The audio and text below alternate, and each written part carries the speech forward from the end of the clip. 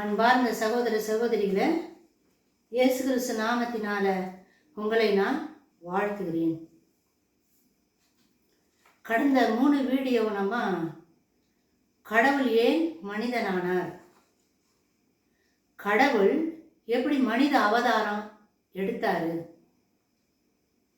மனித அவதாரம் எடுத்த கடவுள் ஒரு பெண்ணுக்கிட்ட வந்து கருதரிக்கிறார் இல்லையா? அப்படி கருதரிச்சு அந்த கடவுள் எந்த இடத்துல பிறக்கிறாரு, எந்த காலகட்டத்தில் பிறந்தாரு அப்படின்ற செய்தியை கடந்த வீடியோவில் நம்ம பார்த்தோம். இப்போ கடவுள் வந்து இந்த பூமியில பிறந்துட்டார், மனிதனாக பிறந்துட்டார். யாருக்காக பிறந்தாரு? நம்ம பாவங்கள் நீக்கிறதுக்காக மனித அவதாரம் எடுத்து இந்த பூமிக்கு வந்திருக்கிறார். இப்போ அப்படி பிறந்த கடவுள், ஒரு குழந்தை பிறந்துச்சுனாக்கா சந்தோஷம் தானே? எல்லாருக்கும் சொல்லும் இல்லையா? ஒரு குடும்பத்தில் ஒரு வீட்டில் குழந்தை பிறந்துச்சுன்னா சொந்தம் பந்தம் உற்றார் உறவினர் ஃப்ரெண்ட்ஸுங்க எல்லாருக்கும் நம்ம சொல்லுவோம், சந்தோஷமான ஒரு காரியம். இந்த பூமியில ஒரு மனிதன் பிறக்கிறாரு அப்படின்னாவே நம்மளுக்கு அவ்வளோ சந்தோஷம். அந்த சந்தோஷத்தை நம்ம மற்றவங்கிட்ட ஷேர் பண்ணிக்கிறோம், பகிர்ந்துக்கிறோம். ஏன்னா பார்க்குறோம், கூட குழந்தை பிறக்கிறத கூட இருக்கிற சொந்தக்காரு பந்தக்காரு கணவன் மனைவி எல்லாருமே சொந்தக்காரெல்லாம் இருப்பாங்க. அவங்களுக்கு தெரியுது, சொல்லி சந்தோஷப்பட்டுக்கிறாங்க. ஆனால் கடவுள் பிறந்தத யார் பார்த்தது? யாருமே பார்க்கல. ஏன்னா பிரசவ நேரத்தில் இடம் கேட்டாங்க, யாருமே இடம் கொடுக்காதனால அந்த ஊருக்கு வெளியே இருக்கிற மலை அடிவாரத்தில் ஆடு மாடுகள் தங்கி இருக்கிற அந்த மலை கொகையில தான் இயேசு போய் பிறக்கிறார். இடம் இல்லாததுனால, மனிதர்கள் இடம் கொடுக்காததுனால கடவுள் அந்த இடம் தான் கிடைச்சிச்சு. அந்த இடத்துல போய், அது பிரசவ நேரம், அது அந்த நேரத்தில் அவர் போய் பிறந்தார். இப்போ இந்த பிறந்த செய்தியை, அவர் பிறந்துட்டுக்கிறாரு மலை அடிவாரத்தில் ஆடு மாடுகள் தங்கி இருக்கிற இடத்துல பிறந்துக்கிற செய்தி யாருக்குமே தெரியாது. கூட இருந்த அந்த கணவனுக்கு மட்டும்தான் தெரியும், யோசேப்புக்கு மட்டும்தான் தெரியும், வேற யாருக்கும் தெரியாது. அங்க யாருக்கு? அன்னை மரியாளும் யோசேப்பு 2 பேர் தான் இருக்கிறாங்க. கணக்கு குடிமதிப்பு எழுதுறதுக்காக, மக்கள் ஜனத்தொகை கணக்கு எடுக்கணுன்றதுக்காக, கணக்கு பதிவு செய்யறதுக்காக போனாங்க. குடிமதிப்பு பதிவு செய்யறதுக்காக போனாங்க சொந்த ஊருக்கு. அந்த இடத்துல பிரசவ வலி வச்சு அந்த இடத்துல பிறந்துட்டாரு. இவர் பிறந்தது எந்த மக்களும் பார்க்கல, யாருக்கும் தெரியாது. தெரியாதானே சந்தோஷப்படுறதுக்கு. இப்போ இப்படி கடவுள் பிறந்துக்கிறாருன்ற செய்தி முதலில் யாருக்கு அறிவிக்கப்பட்டது, யாருக்கு சொன்னாங்க அப்படின்ற செய்தியை நம்ம வேதத்தின் அடிப்படையில இப்ப நம்ம பார்க்கலாம். லூக்காஸ் எழுதின சுவிசேஷம் 2வது அதிகாரம் 8லிருந்து 20 திருவசனங்கள் முடிய. அப்பொழுது அந்த நாட்டிலே மேய்ப்பர்கள் வயல்வெளியில் தங்கி ராத்திரியிலே தங்கள் மந்தையை காத்து கொண்டிருந்தார்கள். அந்த நேரத்தில், அந்த காலகட்டத்தில் மேய்ப்பர்கள், ஆடு மாடு மேய்க்கிறவங்க தான் மந்தைய வயல்ல மடக்கி வச்சுக்கிட்டு மந்தைய அங்க காத்துட்டு இருப்பாங்க. இன்னைக்கு கூட அந்த நிகழ்ச்சி இருக்குதுங்க. ஆடு மாடு மேய்க்கிறவங்க தூர இடத்துக்கு ஒரு 500 ஆடு 400 ஆடு 300 ஆடெல்லாம் இருந்துச்சுன்னா ஓட்டின்னு போயிட்டு அங்கேயே 1 வாரம் 2 வாரம் இல்லை 1 மாதம் வரைக்கும் அங்கேயே கூட தங்கி இருக்கிறாங்க ஆடு மாடு மேய்க்கிறவங்க. இப்போ எனக்கு தெரிஞ்சு எங்கள் ஊர்ல எல்லாம் கூட ஆடு மந்தையை வந்து வயல்வெளியில் தங்க வைப்பாங்க. ஏன்னா அதனுடைய சாணம், ஆட்டினுடைய அந்த ஆட்டு புழுக்க, அந்த யூரின் எல்லாம் நிலத்துல பட்டு எருவாகி அந்த நிலம் வந்து நல்லா விளையும் அப்படின்றதுனால மந்தையை வந்து நிலத்துல தங்க வைப்பாங்க, ஆடுகளை தங்க வைப்பாங்க. அப்படி தங்க வைக்கிறதுக்கு கூலி கொடுப்பாங்க. ஒரு ராத்திரிக்கு தங்குச்சுனாக்கா இவ்வளோ அப்படின்னு. அப்போ ஒரு வாரமோ 2 வாரமோ 1 மாசமோ அந்த நிலத்துக்கு சொந்தக்காரன் அங்கங்கே அந்த ஆட்டை தங்க வைப்பான். அந்த ஆடை பாதுகாக்கிறவங்களும் இருப்பாங்க, ஆடு மேய்க்கிறவங்க இருப்பான் கூட. மேய்ப்பர்கள், ஆடுகளை மேய்க்கிற மேய்ப்பர்கள் ஆடுகளை பாதுகாக்கிறதுக்கு கூட இருப்பாங்க. அந்த மாதிரி அந்த நாட்டில் மந்தையை மேய்க்கிறவங்க வயல்ல மந்தைகளை மடக்கி, வயல்வெளி இருக்குது, இவங்கெல்லாம் குளிர் நாள் அந்த நேரத்தில் இவங்க எல்லாரும் ஒன்றா சேர்ந்து நெருப்பு மூட்டி குளிர் காய்ச்சிக்கின்னு அங்கே இருக்கிறாங்க. மேய்ப்பர்கள் அங்கே இருக்கிறாங்க. அப்போ அந்த ராத்திரியிலே தங்கள் மந்தையை காத்து கொண்டிருந்தார்கள். ஆடுகளை காவல் காத்து இருந்தாங்கன்னா ஆடுகளை அந்த மேய்ப்பர்கள். அவ்வேளையில் கர்த்தருடைய தூதன் அவர்களிடத்தில் வந்து நின்றான். அந்த நேரத்துல ராத்திரி நேரம், ராத்திரியில தேவ தூதன் வந்து நிக்கிறான் அந்த இடத்துல. அந்த மந்தை மேய்ச்சி இருக்கிறாங்க பாரு, ஆடுகளை மேய்க்கிற மேய்ப்பர்கள் இருக்கிறாங்க பாரு, கூட்டமா கூடிக்கிறாங்க இருப்பாங்க. ஒரு 500 ஒரு இடத்துக்கு 100 ஆடு 200 ஆடு அப்படி வச்சிருப்பாங்க. ஒரு 6-7 பேர் அங்க தங்கி இருப்பாங்க ஒன்னா கூடி ஒரு இடத்துல ராத்திரில. அந்த ரா காலத்துல ஒரு தேவ தூதன் அந்த மேய்ப்பர்கிட்ட போறாங்க. அவ்வேளையில் கர்த்தருடைய தூதன் அவர்களிடத்தில் வந்து நின்றான். அவங்க நடுவில் வந்து நிக்கிறாரு, தேவதூதன் வந்து நிக்கிறாரு. கர்த்தருடைய மகிமை அவர்களை சுற்றிலும் பிரகாசித்தது. அவர்கள் மிகவும் பயந்தார்கள். இப்போ வெளிச்சமா இருக்குது, ஒரு மாதிரி பிரகாசமா இருக்குது. அந்த தேவதூதன் வந்து அங்க நிக்கிற அந்த மேய்ப்பர்கள் மத்தியில், ஆடு மேய்க்கிற மந்தையை காவல் காத்துட்டு இருக்கிற அந்த மேய்ப்பர்கள், ஆட்டு இடையர்கள், அவங்க கிட்ட வந்து ஒரு தேவதூதன் வந்து நிற்கும் போது வெளிச்சமா பிரகாசமா இருக்குது. இதை பார்த்த உடனே எல்லாம் பயப்படுறாங்க. இன்னும் இது வெளிச்சமா இருக்கு, யாரும் வந்து நிக்கிறாங்களே அப்படின்னு அந்த மந்தையை மேய்க்கிறவங்க பயப்படுறாங்க. தேவதூதன் அவர்களை நோக்கி பயப்படாதிருங்கள், பயப்படாதீங்க, இதோ எல்லா ஜனத்துக்கும் மிகுந்த சந்தோஷத்தை உண்டாக்கும் நற்செய்தியை உங்களுக்கு அறிவிக்கிறேன். பயப்படாதீங்கப்பா, இந்த உலகத்துல எல்லா மக்களுக்கும் நல்ல செய்தியை உங்களுக்கு நான் சொல்ல வந்திருக்கிறேன். இந்த உலகம் முழுசுக்கு எல்லா மக்களுக்கும் சேர்த்து தான் உங்களுக்கு தான் முதல் உங்களுக்கு அந்த நல்ல செய்தியை சொல்றதுக்கு நான் வந்திருக்கிறேன், பயப்படாதீங்க அப்படின்னு அந்த இடையர்களை பார்த்து தேவதூதன் சொல்றாரு. இன்று கர்த்தராகிய கிறிஸ்து என்னும் இரட்சகர் உங்களுக்கு தாவீதின் ஊரிலே பிறந்திருக்கிறார். இன்னைக்கு ராத்திரி தாவீதின் ஊர்ல இரட்சகராகிய கிறிஸ்து எனப்பட்டவர், கிறிஸ்துனாக்க அபிஷேகம் பண்ணப்பட்டவர் அர்த்தம்.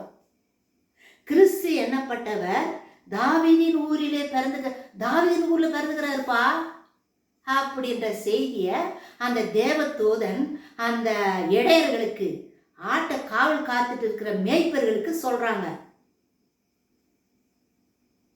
பிள்ளையை துணிகளில் சுற்றி முன்னணியிலே கிடைத்திருக்க காண்பீர்கள், இதுவே உங்களுக்கு அடையாளம் என்றான். இப்ப துணியில அந்த குழந்தைய சுத்தி ஆடுங்கள்லாம் தங்கி இருக்குது பாரு, அந்த இடத்துல வச்சிருப்பாங்க, இதுதான் உங்களுக்கு அடையாளம், அந்த இடத்துல தான் அந்த குழந்தை பிறந்திருக்குது அப்படின்ற செய்திய அந்த மேய்ப்பர்களுக்கு இடையர்களுக்கு சொல்றாங்க. யாரு? தேவதூதன் சொல்றாரு. அடையாளம் என்றார். அந்த க்ஷணமே பரமசேனையின் திரள் அந்த தூதனுடனே தோன்றி, இப்படி செய்தி சொன்ன உடனே அந்த தேவதூதன், ஒரு தேவதூதன் தான் வந்து நின்னாரு. அந்த ஆடு மேய்க்கிற மேய்ப்பர்களுக்கு இந்த நல்ல செய்தியை, தாவீதின் ஊர்ல இரட்சகர் என்று கிறிஸ்து பிறந்திருக்கிறாரு, துணியில சுத்தி முன்னணியில ஆடு மாடு வைக்கோல் இருக்குது, அந்த இடத்துல கடத்தி வச்சிருப்பாங்க, இதுதான் உங்களுக்கு அடையாளம் அப்படின்னு நல்ல செய்தி சொல்லும்போது ஒரு தேவதூதன் வந்தானா. உடனே இந்த செய்தி சொல்லிட்ட உடனே பரலோக திரள் சேனை, பரலோகத்தில் இருக்கிற அத்தனை தேவதூதர்களும் இறங்கி அந்த தேவதூதனோட கூட சேர்ந்துக்கினாங்களாம்.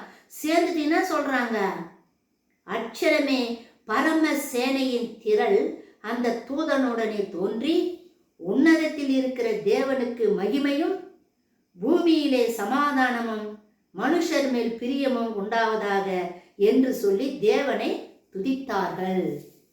பரலோகத்தில் இருக்கிற தேவனுக்கும் பூமியில் இருக்கிற மனிதர்களுக்கும் மகிமை உண்டாவதாக அப்படின்னு சொல்லிட்டு அந்த தேவதனோடு கூட பரலோகத்தில் இருக்கிற தேவதூதர்கள் எல்லாம் இறங்கி வந்து எல்லாம் ஒரே பாட்டு பாடி ஆர்ப்பரிச்சாங்களாம்.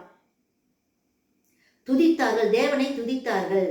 தேவ தூதர்கள் அவர்களை விட்டு பரலோகத்துக்கு போன பின்பு மேய்ப்பர்கள் ஒருவரை ஒருவர் நோக்கி, நாம் பெத்லேயம் ஊருக்கு போய் நடந்ததாக கர்த்தரால் நமக்கு அறிவிக்கப்பட்ட இந்த காரியத்தை பார்ப்போம் வாருங்கள் என்று சொல்லி தீவிரமாய் வந்து மரியாளையும் யோசேப்பையும் முன்னணையில் கிடைத்திருக்கிற பிள்ளையையும் கண்டார்கள். இப்படி தேவதூதர்கள் சொல்லிட்டு வாழ்த்துட்டு பாட்டெல்லாம் பாடி துதிச்சுட்டு போயிட்டு பிறகு இந்த இடையர்கள் மேய்ப்பர்கள் எல்லாம் பேசிக்கிறாங்க. கடவுள் தான் கர்த்தர் தான் கடவுள் தான் இந்த மாதிரி தேவதூதரை அனுப்பி நம்மளுக்கு இந்த நல்ல செய்தி சொல்லியிருக்கிறாங்க. இது உண்மையா என்னன்றதை நம்ம போய் பார்க்கலாம் வாங்க அப்படின்னு சொல்லிட்டு எல்லா ஆட்டு இடையர்கள் எல்லாம் ஓடுறாங்க. அவங்க எந்த இடத்துல சொன்னாங்க, தாவீதின் ஊரில் தானே சொன்னாங்க.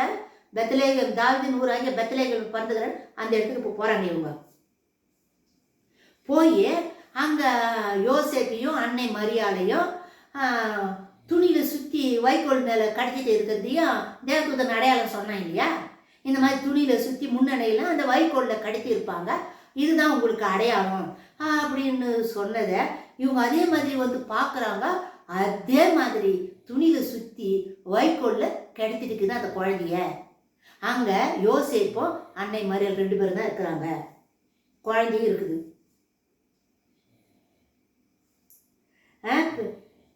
கண்டு அந்த பிள்ளையை குறித்து தங்களுக்கு சொல்லப்பட்ட சங்கதியை பிரசித்தம் பண்ணினார்கள்.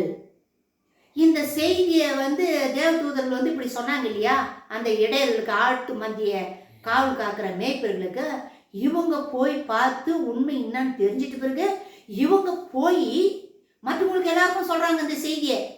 இப்படி பிறந்துக்கிறாரு ரட்சகர், பெத்லேகம் ஊர்ல தாவீதின் ஊர்ல ரட்சகராகி இயேசு கிறிஸ்து பிறந்துட்டு இருக்கிறாரு, இந்த மாதிரி தேவதூதன் வந்தாரு, இந்த விஷயத்த சொன்னாரு, நாங்க போய் பார்த்தோம், உண்மைதான் அப்படின்னு இந்த விஷயத்தெல்லாம் போய் சொல்றாங்க. அந்த இடம் முழுசும் பரவுது இந்த செய்தி. மரியாளும் மேய்ப்பராலே தங்களுக்கு சொல்லப்பட்டதை கேட்ட யாவரும் அவைகளை குறித்து ஆச்சரியப்பட்டார்கள். அந்த மேய்ப்பர்கள், அந்த இடையருங்க போய் மற்றவங்களுக்கெல்லாம் சொன்னாங்க பாரு, இந்த செய்தியெல்லாம் கேட்டு மற்றவங்களாம் கூட ஆச்சரியப்பட்டாங்களாம். மரியாளோ அந்த சங்கதிகளை எல்லாம் தன் இருதயத்திலே வைத்து சிந்தனை பண்ணினாள்.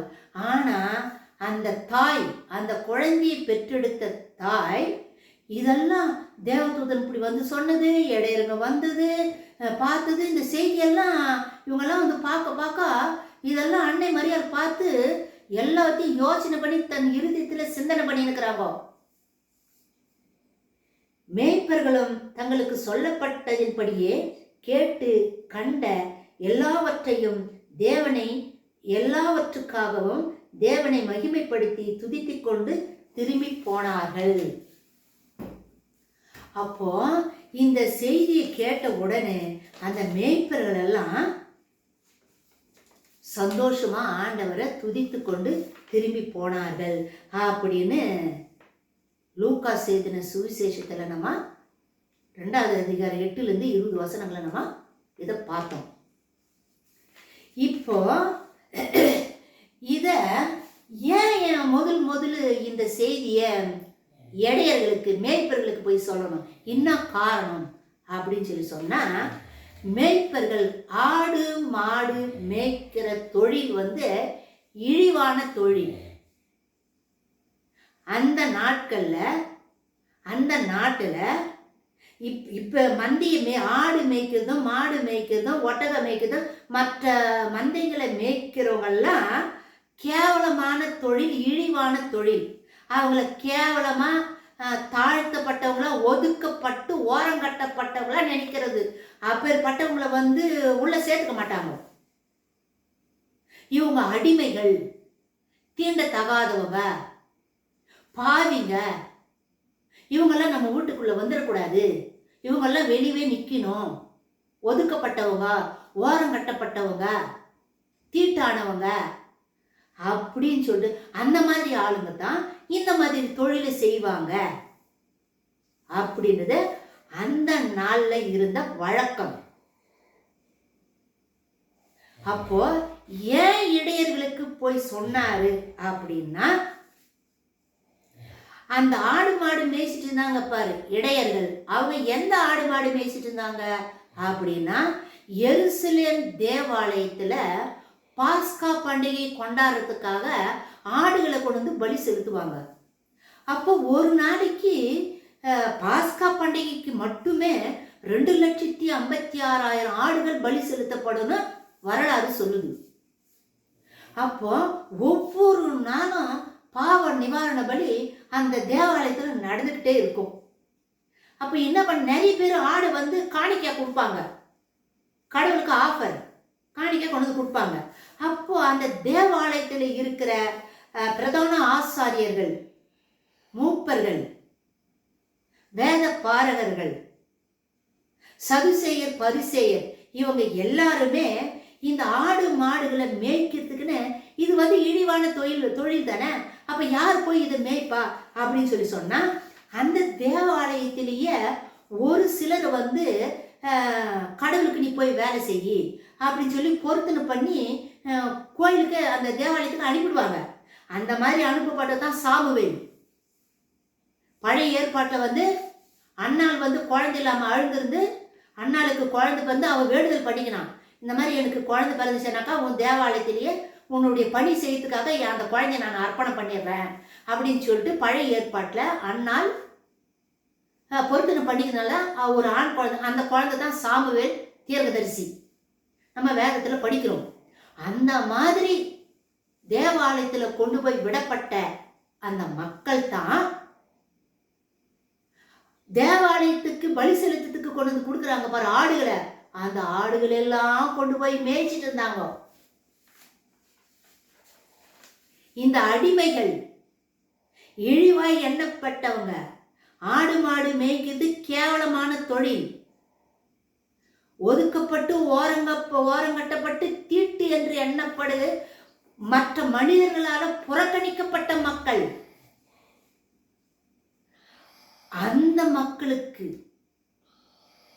இந்த உலகத்தால் என்ன இயேசுவை பிறக்கத்துக்கு இடம் கொடுக்கல, யாருமே இடம் கொடுக்கல, அவரே ஓரங்கட்ட தான் பட்டாரு, மலையடிவாரத்தில் அவர் போய் பிறந்தாரு, அவரையும் ஒதுக்கிட்டாங்க. ஸோ அந்த மாதிரி இருக்கிற அடிமைதன தொழிலில் செஞ்சுட்டு இருக்கிற மக்களுக்குத்தான் முதல் இயேசு பிறந்த நற்செய்தி அறிவிக்கப்பட்டது. இந்த சமுதாயம் எங்களை ஏத்துக்கலையே, எங்களை ஓரம் கட்டுதே, எங்களை தீட்டுன்னு நினைக்கிறாங்களே, நாங்க வந்து இன்னொருத்தருக்கு அடிமையா வேலை செய்கிறோம், அடிமைகள், அடுத்தவங்க வீட்டுல போயிட்டு வேலை செய்யற வேலைக்கார மாதிரி, அது வந்து ஒரு இழிவான, அந்த நாட்களில் இழிவான ஒரு வேலை, அடிமைகள். இன்னைக்கு கூட அரபு நாடுகளில் வந்து ஒட்டக மேய்க்கிறதுக்கு ஆளு சம்பளம் கொடுக்குறாங்க, ஆடுகளை மேய்க்கிறதுக்கு ஆளு. நம்ம இந்தியாவில் கூட எத்தனையோ சகோதரர்கள் போய் அந்த நாட்டில் ஒட்டகம் மேய்க்கிறாங்க, பணம் சம்பாதிக்கணுன்றதுக்காக ஒட்டகம் மேய்க்கிறாங்க, ஆடுகளை மேய்க்கிறாங்க. அவங்க எப்படியெல்லாம் மேய்க்கிறாங்கன்றத, அந்த வாழ்க்கை வரலாறு, அவங்க பட்ட கஷ்டத்தில் எடுத்து சொல்கிறாங்க. பாலைவனத்தில் எவ்வளோ தூரத்தில் அங்கே இருப்போம், ஜனங்களெல்லாம் இல்லாத இடத்துல அவங்களுடைய கஷ்டத்தை, அந்த வேலையினுடைய பலுவை ஷேர் பண்ணுறாங்க, வீடியோலெல்லாம் கூட நம்ம பார்க்குறோம்.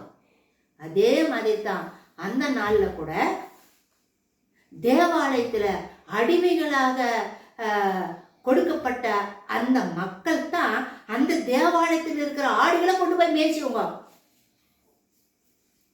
ஸோ இயேசுசாமி இந்த பூமியில பிறந்தது இந்த மாதிரி ஒதுக்கப்பட்டு ஓரம் கட்டப்பட்டு புறக்கணிக்கப்பட்ட மக்களுக்காகத்தான் இந்த பூமிக்கு நான் வந்தேன் அப்படின்ற முதல் செய்தி அப்பேற்பட்ட மக்களுக்கு தான் அப்படின்னு சொல்லிட்டு தான் முதல் செய்தி இடையர்களுக்கு, மேய்ப்பர்களுக்கு, இழிவாய் எண்ணப்பட்ட தொழில் செய்கிறவர்களுக்கு அந்த நல்ல செய்தி அறிவிக்கப்பட்டது.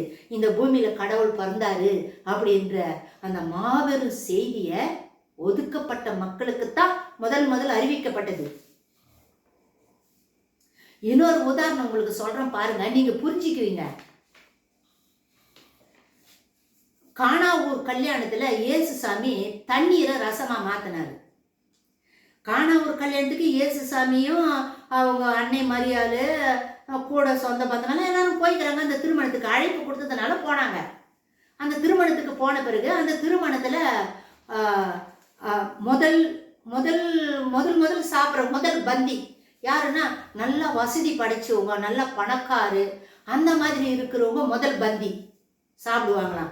ரெண்டாவது பந்தி நடுத்தர மக்கள், அவங்க ரெண்டாவது பந்தி போய் சாப்பிடுவாங்களாம். மூணாவது பந்தி யாருன்னாக்கா இந்த பணக்காரர்களுக்கும் அடிமைகளா இந்த கார் ஓட்டு போறவங்க, வேன் ஓட்டிட்டு போறவங்க, கூட ஹெல்ப்பரா போனவங்க எல்லாம் போறாங்க. பணக்கார கூட போனாங்க பார், ஹெல்ப்பர், அடிமைகள், அவங்க வீட்டில் வேலை செய்யற டிரைவர்கள், வேலைக்காரெல்லாம் கூட கூட கூட்டு போவாங்க. அவங்கெல்லாம் மூணாவது பந்தி.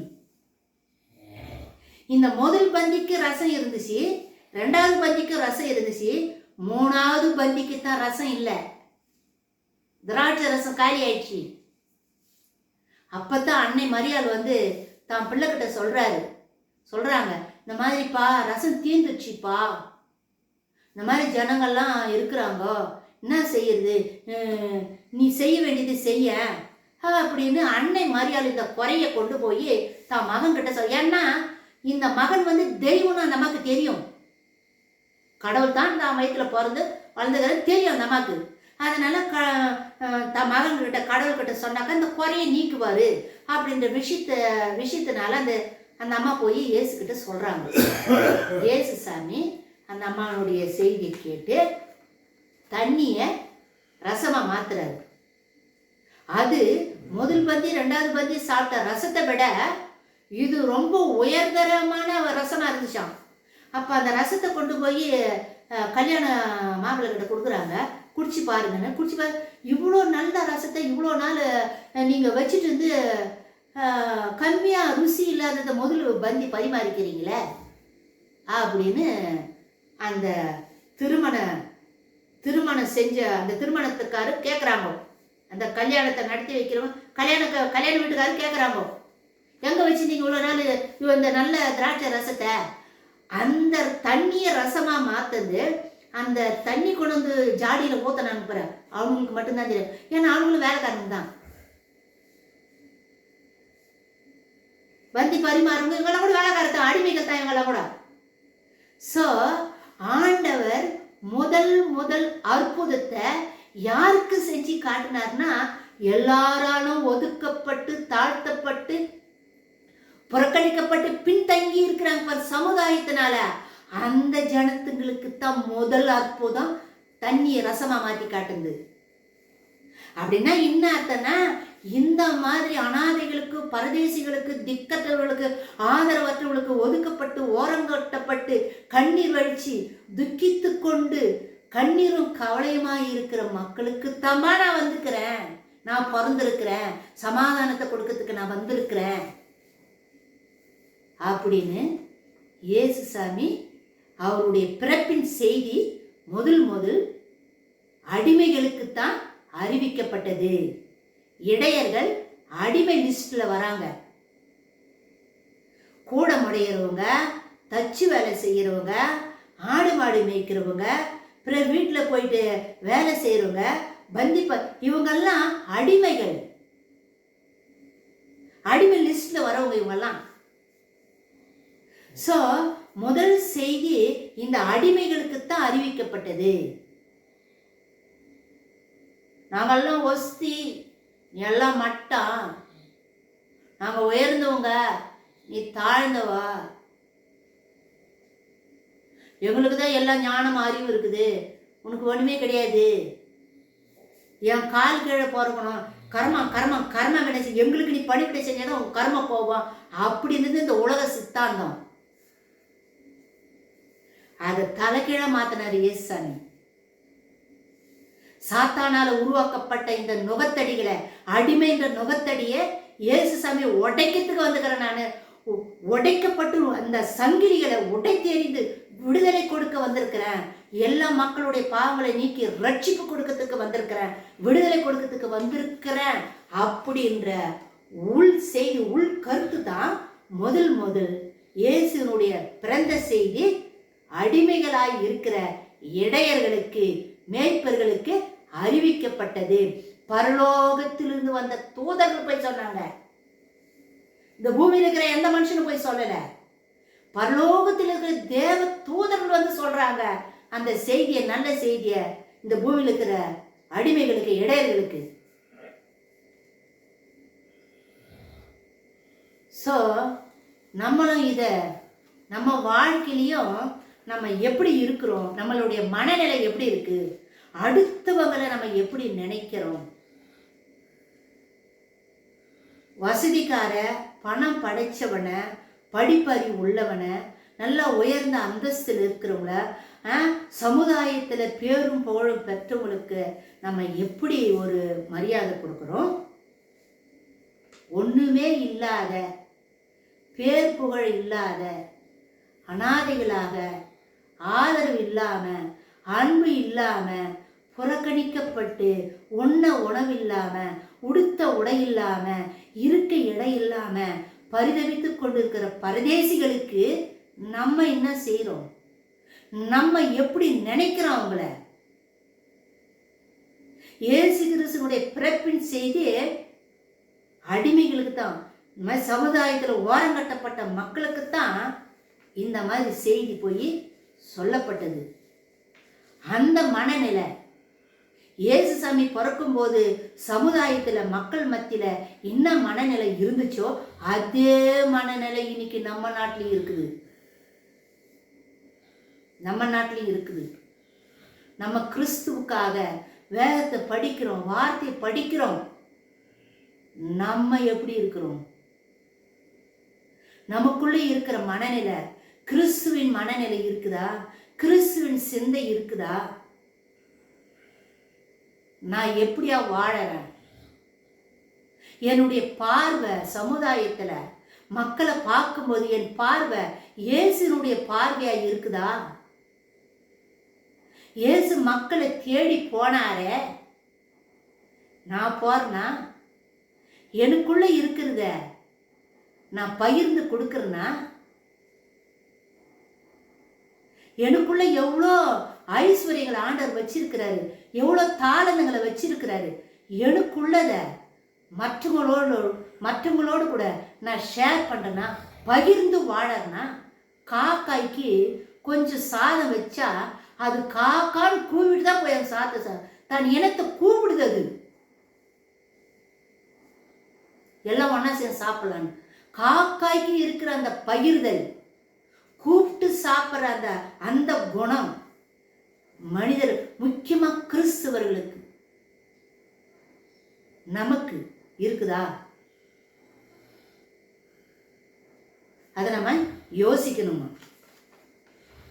இன்னொரு விஷயம், இப்போ நான் கிறிஸ்துவன், இப்போ இயேசு யாருக்கு தன்னை வெளிப்படுத்துறாரு அப்படின்னா, இப்போ இருக்கிற சமுதாயத்துல கொரிந்தியருக்கு பவுல் கொரிந்தியர் 1 கொரிந்தியருக்கு எழுதின மடல் லெட்டர்ல 1வது அதிகாரம் 27வது வசனம் என்ன சொல்லுதுன்னா, ஞானிகளை வெட்கப்படுத்தும்படி தேவன் உலகத்தில் பைத்தியக்காரர்களை தேர்ந்து கொண்டார்.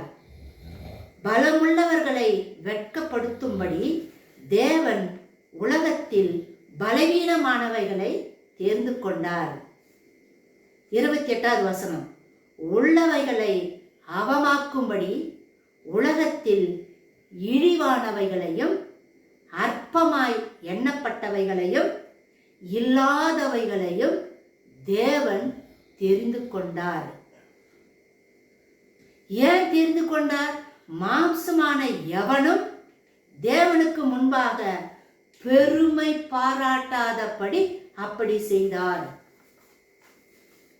கடவுள் உன்னை தேடி வந்தாரு. இந்த பூமியில கடவுள் ஆண்டவராகிய இயேசு கிறிஸ்து பரலோகத்தில் இந்த பூமிக்கு வந்தாரு. இப்போ கூட என்னை தேடி வந்தாரு. நான் எப்படி இருந்திருக்கிறேன்? ஏன் என்னை தேடி வந்தாரு? என்னை ரட்சித்து கொண்டாரு. அவர் ரத்தத்தை ஊற்றி என் பாவத்தை எல்லாம் கழுவி என்னை சுத்தம் பண்ணி என்னை ரட்சித்து கொண்டு அவருடைய வார்த்தை எனக்கு கொடுத்து அவர் பெற்றுக்கொண்ட அவருக்குள்ள இருக்கிற அதிகாரத்தை எனக்கு கொடுத்து இந்த பூமியில அவர் விட்டு சென்ற அந்த ரட்சிப்பின் பணியை, மீட்பின் பணியை தொடர்ந்து செய்யறதுக்காக அந்த வல்லமையும் பவர் எனக்கு கொடுத்துருக்கிறார். அப்போ நான் என்ன பெரிய அறிவாளியா? என்னை தேடி கடவுள் வந்தாரா அப்படின்னா இந்த வசனம் சொல்லுது பாருங்க. 1 கொரிந்தியர் 1 27 வசனம், 28 வசனம். உள்ளவைகளை அவமாக்கும்படி ஞானம் இருக்குது, அறிவு இருக்குது, பிஹெச்டி படிச்சுட்டேன், நான் பெரிய படிப்புல வல்லுனர், நான் எனக்கு எந்த குறையுமே கிடையாது, எனக்கு எல்லா வசதி இருக்குது, நான் இன்னொருத்தர்கிட்ட போய் கேட்கணும்னு அவசியம் கிடையாது. பெருமை. உள்ளவைகள் அப்பேற்பட்டவங்களை அவமாக்கும்படி, தலகுனி செய்யும்படி உலகத்தில், இந்த உலகத்துல அந்த மாதிரி பெருமையா தலை தூக்கி நிமிர்ந்து நிக்கிறவங்களை அவமானப்படுத்துறதுக்காகத்தான் உலகத்தில் இழிவானவைகளையும், உலகத்துல உன்னை இழிவா நினைச்சிருக்கோம், கேவலமா நினைச்சிருப்போம், இவனா அற்பமா நினைச்சிருக்கோம், ஓரம் கட்டப்பட்டிருக்கோம், இவெல்லாம் ஒரு இது பெரிய பரிசுத்தம், இது வந்து பரிசுத்தத்தை பத்தி பேச வந்துச்சு, இது பௌசி எல்லாருக்கும் தெரியுது, ஓரம் கட்டுறாங்க.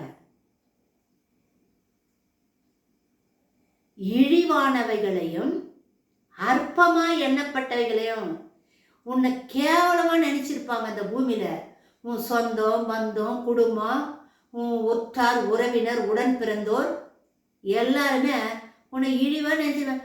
இது ஒண்ணுமே கிடையாது, இது என்ன இருக்குது, இதுகிட்ட ஒண்ணுமே கிடையாது, கேவலமா அற்பமா, பொண்ணு இல்லை, பொருள் இல்லை, அந்தஸ்து இல்லை, அழகு இல்லை, ஆசை எதுவுமே இல்லை, அதனால உனக்கு கேவலமா ஓரம் கட்டும். ஒரு நல்ல வைபவத்துல போனா கூட நீ ஓரமா தான் நிக்க வேண்டியதா வரும். அந்த மாதிரி இழிவா நினைக்கிறவங்களையும் அற்பமா எண்ணப்பட்டவங்களும், இது ஒண்ணுத்துக்கும் உதவாது, இதுக்கு அறிவு இல்லை, ஞானம் இல்லை, திறமை இல்லை, ஒண்ணுமே கிடையாது, இது ஒண்ணுத்துக்கும் உதவாத குப்பை அப்படின்னு அற்பமா ஒண்ணுத்துக்குமே உதவாதுன்னு நினைக்கிறாங்க பாரு. அந்த மாதிரி இருக்கிறவங்களையும் இல்லாதவைகளையும், இன்னும் இல்லை, அறிவு இல்லை, திறமை இல்லை, ஞானம் இல்லை, பலம் இல்லை, எந்த சரீரத்தில் எந்த சக்தியும் கிடையாது, ஆவில இல்லை, ஆத்மாவில் இல்லை, சரி எதுவுமே இல்லை, இருக்குதுன்னு சொல்றதுக்கு ஒண்ணுமே கிடையாது. அந்த மாதிரி இல்லாதவைகளையும் தேவன் தமக்கென்று தெரிந்து கொண்டார். இந்த மாதிரி ஆட்களைத்தான் ஆண்டவர் தேடி போய் பிடிச்சு, உன்னை ஒண்ணு இல்லாதவன், ஞானம் இல்லை, உனக்கு அறிவு இல்லை, அத்தி பழம் புட்டு பார்த்தா அத்தனையும் சொத்தன்னு சொன்னாங்களா, உன்னை தேடி வந்தாரு, உன்னை உயர்த்த வந்தாரு, உன் வாழ்க்கையை மாத்த வந்தாரு. சமுதாயத்தால புறக்கணிக்கப்பட்டு ஓரங்கட்டப்பட்டிருக்கிற உன்னை உயர்த்தத்துக்கு வந்த, உன்னை தேடி வந்தாரு, உன்னை தேர்ந்தெடுத்தாரு, உன்னை கண்டுபிடிச்சாரு. இல்லைன்னு சொல்றாங்களா?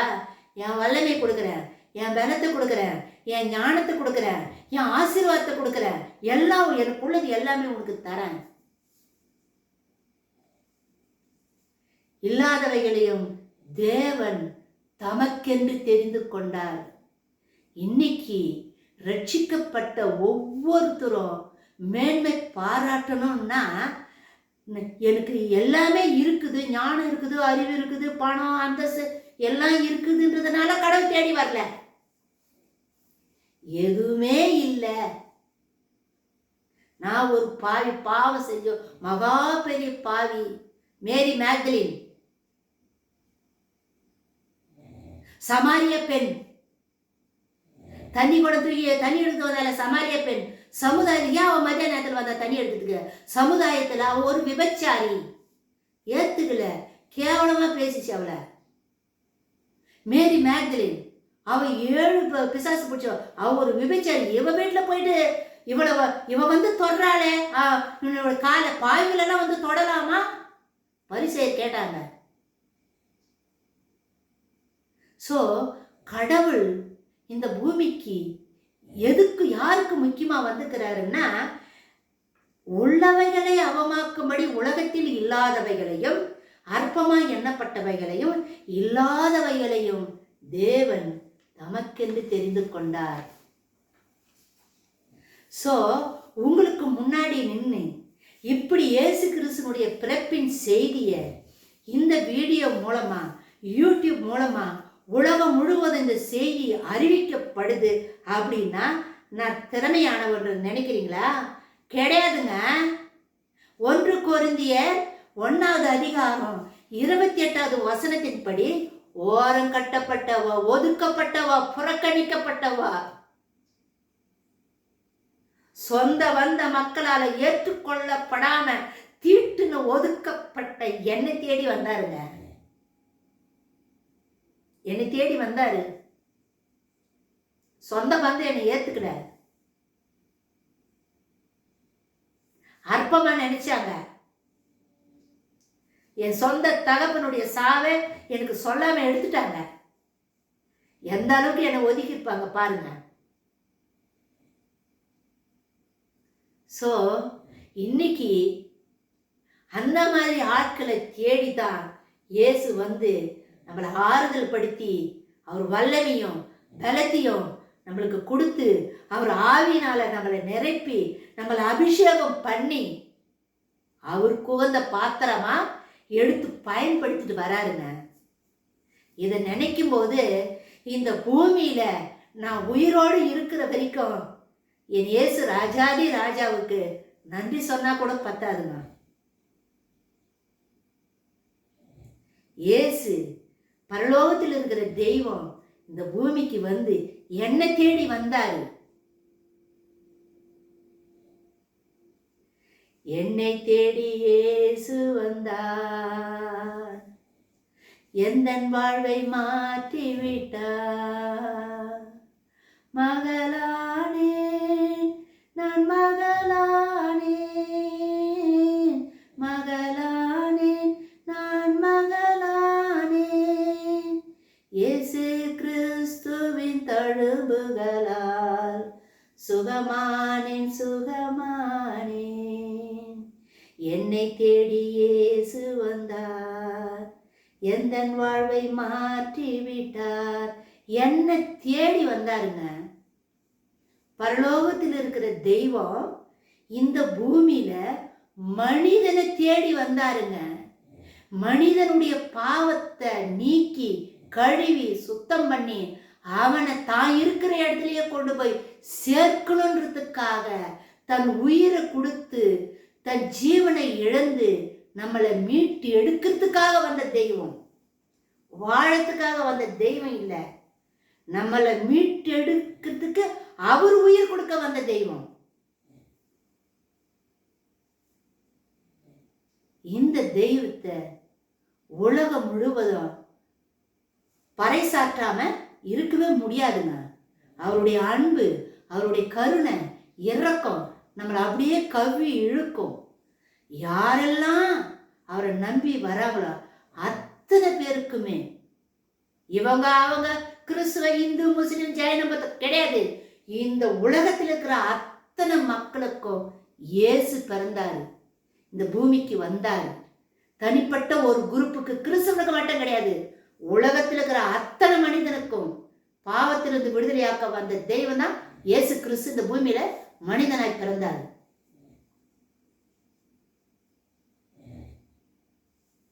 சோ இந்த நல்ல செய்தி இடையர்களுக்கு அன்னைக்கு அறிவிக்கப்பட்டது. இன்னைக்கும் இயேசு கிறிஸ்துவோடைய பிறப்பு,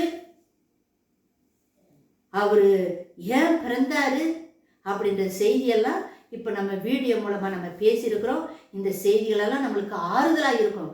யாரெல்லாம் அவரை தேடி வராங்களோ அத்தனை பேருக்குமே சமாதானம், சந்தோஷம், அமைதி, ஆசீர்வாதம் சகலமும் அவருக்குள்ளது எல்லாமே நம்மளுக்கு தராரு. இதை நாங்க அனுபவிச்சிருக்கிறோம். உங்க மத்தியில் அதை நாங்க எடுத்து சொல்றோம். சோ நம்ம இயேசு கிறிஸ்துவின் பிறப்பை கொண்டாடுகிற நம்ம எல்லாருமே நமக்குள்ள இருக்கிறத பகிர்ந்து கொடுக்கணும். இல்லாதவனுக்கு, ஏழைக்கு, பரதேசிக்கு, அனாதைகளுக்கு, திக்கற்றவர்களுக்கு, ஆதரவற்றவர்களுக்கு நமக்குள்ளதை பகிர்ந்து கொடுக்கணும். இதுதான் கிறிஸ்துவின் அடையாளம். இயேசு சிலுவையில் அவர் சரீரத்தை நம்மளுக்கு பிட்டு கொடுத்தாரு. இன்னைக்கு நமக்குள்ளது இருக்கிறத நம்ம அடுத்தவங்களுக்கு பகிர்ந்து கொடுக்கணும், விட்டு கொடுக்கணும். உள்ளவனுக்கு கொடுக்கப்படும், இல்லாதவனுக்கு உள்ளவிலிருந்து எடுக்கப்படும் இருக்குது. அதனால நம்ம வாங்குற கையா இல்லாம கொடுக்கிற கையா இருப்போம்.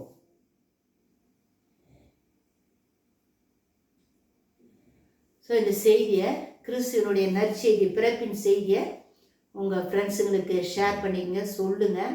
இதில் உங்களுக்கு ஏதாவது சந்தேகம் இருந்துச்சுன்னா அதை கமெண்ட்ஸில் நீங்கள் சொல்லுங்கள். அதுக்குண்டான ஆன்சர், பதிலை உங்களுக்கு நான் கொடுக்குறேங்க. லைக் பண்ணுங்கள், சப்ஸ்கிரைப் பண்ணுங்கள். இது வரைக்கும் ஆதரவு கொடுத்துட்டு வர எல்லா சப்ஸ்கிரைபாளர்களுக்கும், லைக் பண்ணவங்களுக்கும், கமெண்ட்ஸ் கொடுத்தவங்களுக்கும் ஆண்டவராகிய இயேசு கிறிஸ்து நாமத்தினால நான் நன்றி சொல்கிறேங்க. தொடர்ந்து இதுக்கு மேற்பட்டு வீடியோ போகிறோம், பாருங்க. மாரநாதா.